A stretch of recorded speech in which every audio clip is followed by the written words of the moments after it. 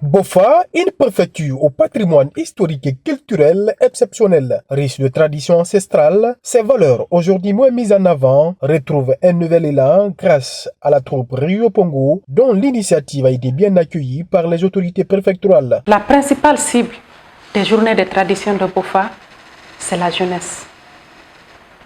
Les jeunes de la préfecture et les jeunes de la Guinée. Ces journées ont été initiées, c'est pour transmettre les traditions. Ces traditions sont détenues par les anciens qui ont besoin de la jeunesse à qui ils vont transmettre ces traditions et qui doivent préserver ces traditions. Lors de la première édition, 6 sous-préfectures sur 8 avaient pris part à l'événement. Pour cette deuxième édition, la direction préfectorale du tourisme, de la culture et de l'artisanat en collaboration avec la troupe Rio Pongo ambitionne de réunir toutes les sous-préfectures de Bofa. Comme à la première édition, l'objectif c'est de toucher toutes les sous-préfectures de la préfecture de Bofa. De Koba à Mankontan, à la première édition, 6 sous-préfectures ont participé sur 8. Cette année également, nous comptons faire participer toutes les sous-préfectures. Comme vous savez, les traditions ancestrales, notamment les traditions artistiques, sont en voie de disparition avec le poids de la religion.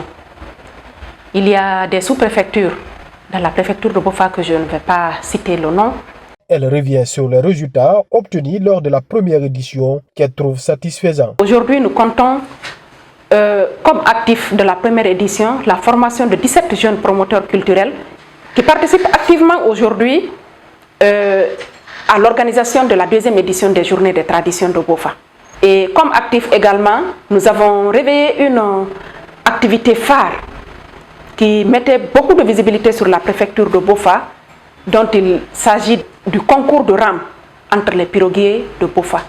Le rame à la pagaie est une vieille tradition de Bofa que nous avons organisé l'année dernière et qui a créé beaucoup d'engouement. Mais quelle nouveauté pour cette année? Madame Idia Toubari apporte des précisions. Cette année, nous avons un peu pensé, en plus des prestations artistiques, nous avons pensé à l'autonomisation des femmes.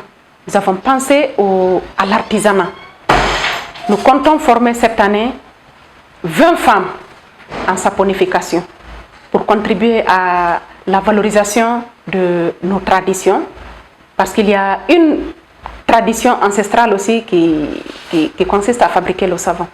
Nous avons pensé à initier les femmes pour contribuer à leur autonomisation et à réveiller encore cette vieille tradition. Au-delà de la protection et de la valorisation du patrimoine, ces journées permettront également de transmettre aux nouvelles générations une meilleure connaissance de leurs traditions et de renforcer le lien au sein des communautés.